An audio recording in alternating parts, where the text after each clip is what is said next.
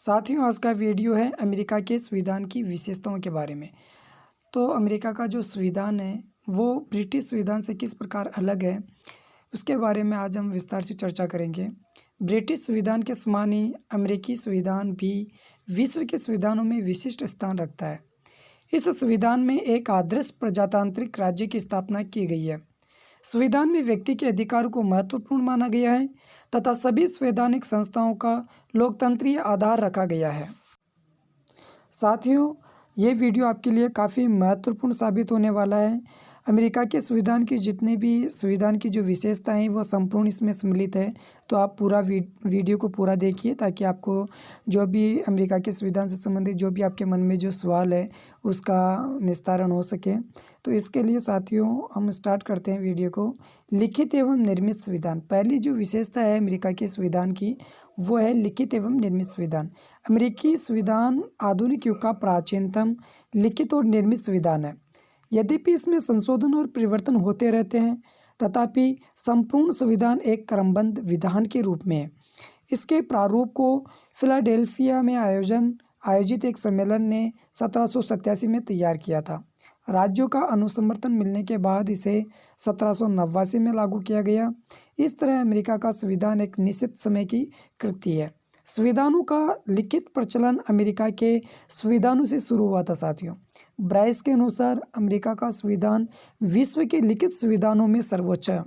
America के संविधान की दूसरी विशेषता है संक्षिप्त संविधान। अमेरिकी संविधान विश्व के लिखित संविधानों में सर्वाधिक संक्षिप्त प्रलेख है। इसमें कुल 7 अनुच्छेद है।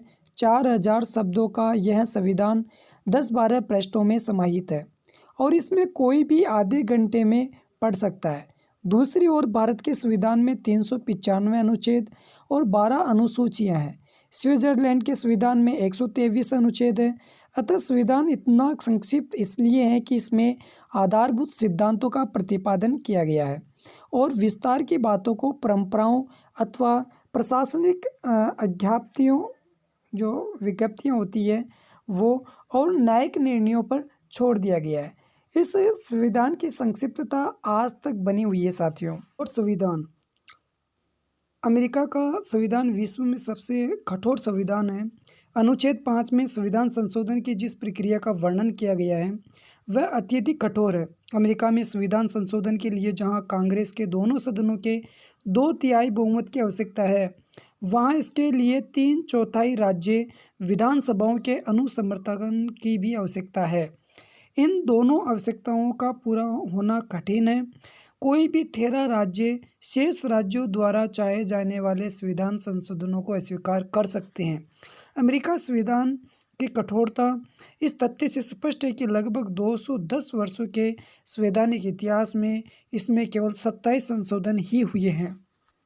साथियों, कठोर संविधान से तात्पर्य यह भी है कि अगर कोई संविधान संशोधन होता है तो उसमें जो संशोधन होने की जो प्रक्रिया होती है वो काफ़ी जटिल होती है, और जबकि जो लचीला संविधान होता है उसमें संविधान संशोधन आसानी से हो जाता है।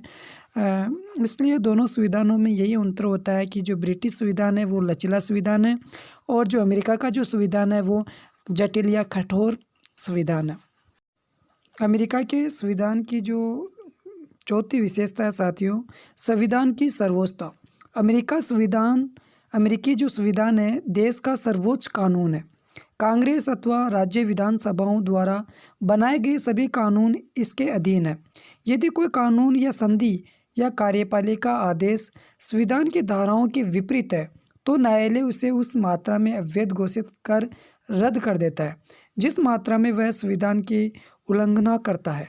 अमेरिका के संविधान के अनुच्छेद 6 में कहा गया है, यह संविधान और इसके अनुसार बनाए हुए सभी कानून तथा संयुक्त राज्य अमेरिका के प्राधिकार के अधीन की हुई सभी संधियां या जो भविष्य में की जाएगी देश का सर्वोच्च कानून होगा और प्रत्येक राज्य में न्यायाधीश उससे बाध्य होंगे। इस तरह से अमेरिका में कोई व्यक्ति या संस्था सर्वोच्च नहीं होकर संविधान सर्वोच्च है। लोकप्रिय संप्रभुता पर आधारित संविधान। अमेरिकी संविधान जनसंप्रभुता के सिद्धांत पर आधारित है। इसका अर्थ है कि संप्रभुता अमेरिकी जनता में निहित है। संविधान की प्रस्तावना के इन शब्दों में जन प्रभुता का आभास होता है। हम संयुक्त राज्यों के लोग अधिक शक्तिशाली संघ बनाने, न्याय की स्थापना करने, आंतरिक शक्ति को प्राप्त करने, सामान्य प्रतिरक्षा की व्यवस्था और सार्वजनिक कल्याण में बढ़ोतरी करने तथा अपने और अपनी संतान हेतु स्वतंत्रता के वरदान को सुरक्षित रखने के लिए संयुक्त राज्य अमेरिका के लिए हम संविधान को निर्मित एवं प्रतिष्ठित स्थापित करते हैं। इस प्रकार अमेरिका के संविधान में जनता की प्रभुसत्ता को स्पष्ट रूप से स्वीकार किया गया है। इस संविधान का आधार जनसत्ता है। राज्य की अंतिम शक्ति जनता के हाथों में है। जनता ही संप्रभु है। संविधान पूर्णतः जनतंत्रीय है। अब्राहम लिंकन के शब्दों में यदि कहा जाए तो अमेरिकी सरकार जनता की, जनता के द्वारा और जनता के लिए सरकार है। साथियों, अगली विशेषता है संघात्मक शासन प्रणाली। 1787 ईस्वी में फिलाडेल्फिया सम्मेलन द्वारा निर्मित संविधान के द्वारा संयुक्त राज्य अमेरिका में एक संघ राज्य की स्थापना की गई। प्रारंभ में अमेरिकी संघ में 13 राज्य थे, आज 50 है, जो स्थायी रूप से संघ में सम्मिलित है। संघात्मक पद्धति के अनुसार केंद्र और राज्यों की शक्तियाँ संविधान द्वारा निर्धारित की गई है। साधारणतः यह सिद्धांत अपनाया गया है कि राष्ट्रीय महत्व के विषय संघीय सरकार को और स्थानीय महत्व के विषय राज्य सरकार को सौंपे गए हैं। अवशिष्ट शक्तियां राज्यों के पास है। आधुनिक काल में संघीय सरकार की शक्तियां अनेक कारणों से बढ़ती ही जा रही है। शासन के तीनों अंगों में न्यायपालिका सर्वोच्च है। संघात्मकता को और अधिक सुदृढ़ करने के लिए संघीय संविधान में संशोधन करने की शक्ति भी राज्यों में है। संघ की व्यवस्थापिका के महत्वपूर्ण सदन सीनेट का गठन ही संघात्मक आधार पर किया गया है। अध्यक्षात्मक शासन प्रणाली। अमेरिका के संविधान निर्माता देश में एक ऐसी शासन व्यवस्था चाहते थे जो प्रजातांत्रिक भी हो और साथ ही सशक्त, स्थायी और मजबूत भी। इसलिए देश में अध्यक्षात्मक शासन प्रणाली अपनाई गई। देश की वास्तविक कार्यपालिका का प्रधान राष्ट्रपति है। साथ ही यह भी व्यवस्था की गई कि वह कांग्रेस यानी संसद के प्रति उत्तरदायी नहीं है। राष्ट्रपति 4 वर्ष के लिए चुना जाता है। इन 4 वर्षों में महाभियोग के अतिरिक्त उसे पद से नहीं हटाया जा सकता। उसी के नाम से देश का शासन संचालित किया जाता है और वही वास्तव में शासन चलाता भी है। वास्तव में अमेरिका की कार्यपालिका ब्रिटेन की संसदीय शासन पद्धति की तरह द्वैध न होकर एकल है। अगली विशेषता है साथियों न्यायिक सर्वोच्चता। सभी संघात्मक राज्यों के अंतर्गत एक सर्वोच्च न्यायालय की व्यवस्था की गई है, जिसका कार्य संविधान की व्याख्या एवं रक्षा करना होता है। संयुक्त राज्य अमेरिका में संघात्मक व्यवस्था को अपनाने के कारण स्वाभाविक रूप से न्यायिक सर्वोच्चता के सिद्धांत को अपनाया गया है। इस प्रकार ब्रिटेन में जहां संसद की सर्वोच्चता है, वहां अमेरिका में न्यायिक सर्वोच्चता है। ब्रिटेन में संसद कोई भी कानून बना सकती है, वहाँ न्यायालय उन्हें अवैध घोषित नहीं कर सकते, परंतु संयुक्त राज्य अमेरिका में कांग्रेस यानी संसद अथवा राज्य व्यवस्थापिकाओं द्वारा पास किए हुए कोई भी कानून जो संविधान के विरुद्ध हो, वहाँ के संघीय न्यायालय के द्वारा अवैध घोषित किए जा सकते हैं। अर्थात अमेरिका के न्यायालयों को कानून की वैधता के विषय में विचार तथा निर्णय देने का अधिकार प्राप्त है। न्याय विभाग की महत्ता इतनी अधिक है कि जेम्स बैंक ने सर्वोच्च न्यायालय को संविधान का संतुलन चक्र कहा है। शक्ति पृथक्करण का सिद्धांत। अमेरिकी संविधान निर्माता स्वतंत्रता और सीमित शासन के कायल थे। वे लोक और मॉन्टेस्क्यू के विचारों से प्रभावित थे, अतः उन्होंने संविधान को शक्ति पृथक्करण के सिद्धांत पर आधारित किया। वे इस विचार से सहमत थे कि व्यक्ति की स्वतंत्रता के लिए व्यवस्थापिका, कार्यपालिका और न्यायपालिका की शक्तियों का पृथक्करण किया जाए। सरकार के ये तीनों अंग परस्पर स्वतंत्र हो ताकि वे एक दूसरे की निरंकुशता को रोक सके अथवा परस्पर नियंत्रण करते हुए सरकार पर संतुलन स्थापित कर सके। अतः शक्ति पृथक्करण और परस्पर नियंत्रण तथा संतुलन अमेरिकी शासन व्यवस्था की मुख्य विशेषता बन गई है और संविधान निर्माताओं द्वारा संविधान में शक्ति पृथक्करण संबंधी व्यवस्था की गई। तदनुसार कांग्रेस विधि निर्माण करती है, राष्ट्रपति विधि लागू करता है और सर्वोच्च न्यायालय उन विधियों की संवैधानिकता का अवलोकन करता है। कोई भी विभाग दूसरे विभाग के कार्यों को हत्या नहीं सकता और न ही हस्तक्षेप कर सकता है। एक विभाग अपनी शक्ति को दूसरे विभाग को प्रत्यायोजित अथवा स्थानांतरित नहीं कर सकता। संविधान के संरक्षक के रूप में देश का सर्वोच्च न्यायालय सदैव इस बात के लिए प्रयत्नशील रहता है कि उपयुक्त मान्यता कायम रहे। नियंत्रण और संतुलन का सिद्धांत। अमेरिकी संविधान निर्माता जहां स्वतंत्रता की रक्षा और शक्तियों के दुरुपयोग को रोकने के लिए शक्तियों के पृथक्करण को आवश्यक समझते थे, वहां उन्हें इस बात का एहसास था कि शासन में स्वायत्त एकता है और उसकी सफलता शासनांगों के पारस्परिक सहयोग पर निर्भर करती है। अतः उपयुक्त शक्ति विभाजन को व्यवहारिक बनाने के लिए उन्होंने संविधान में नियंत्रण और संतुलन प्रणाली की व्यवस्था की। इसके अनुसार शासन के तीनों अंगों की शक्तियों के लिए ऐसा प्रबंध कर दिया गया कि वे एक दूसरे पर इस तरह नियंत्रण रखें जिससे शक्ति का संतुलन बना रहे। यदि कोई विभाग कभी अपने उत्तरदायित्वों को भुला दे तो दूसरा विभाग उसे सचेत कर कार्य करने के लिए विवश कर दे। जैसा कि प्रोफेसर मेरी डी नाटोली ने कहा, कांग्रेस यानी अमेरिका की संसद और राष्ट्रपति प्रत्येक को एक दूसरे के साथ कार्य करते हुए एक दूसरे को संतुलित करना होता है। नियंत्रण तथा संतुलन की प्रक्रिया के कारण ही देश की अध्यक्षात्मक व्यवस्था सफल हुई है। दोहरी नागरिकता। संविधान अमेरिका में दोहरी नागरिकता की व्यवस्था करता है। एक संयुक्त राज्य अमेरिका की और दूसरी उस राज्य की जिसमें नागरिक निवास करता है।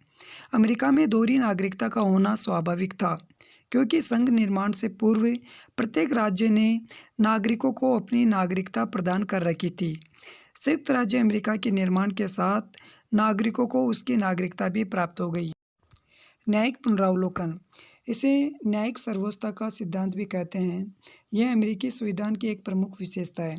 न्यायिक पुनरावलोकन न्यायालय की वह शक्ति है जिसके आधार पर न्यायालय कानून की संवैधानिक या असंवैधानिकता निर्धारित करती है।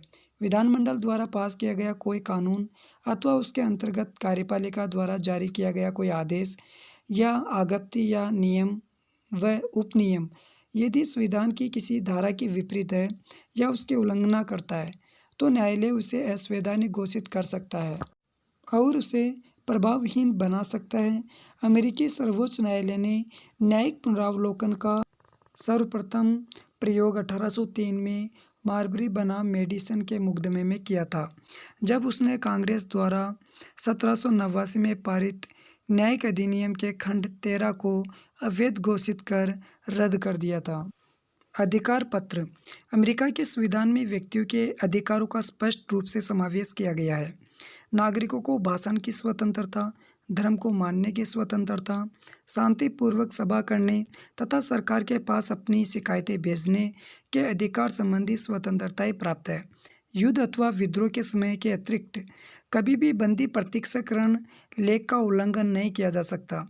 प्रत्येक अभियुक्त यह मांग कर सकता है कि उस पर निष्पक्ष जूरी द्वारा सार्वजनिक न्यायालय में मुकदमा चलाया जाए। अतः प्रत्येक व्यक्ति को भ्रमण और व्यवसाय की स्वतंत्रता है तथा समान कानूनी संरक्षण प्राप्त है। ये व्यवस्थाएं नागरिकों के मौलिक अधिकारों की प्रतीक है। द्विसदनात्मक व्यवस्थापिका। संविधान कांग्रेस को द्विसदनात्मक व्यवस्थापिका बनाता है। निम्न सदन को प्रतिनिधि सदन और उच्च सदन को सीनेट कहते हैं।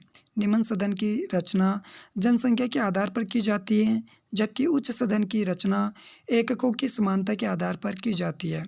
सीनेट में प्रत्येक छोटे बड़े राज्य के 2 प्रतिनिधि होते हैं। निम्न सदन में 425 और उच्च सदन में 100 सदस्य हैं।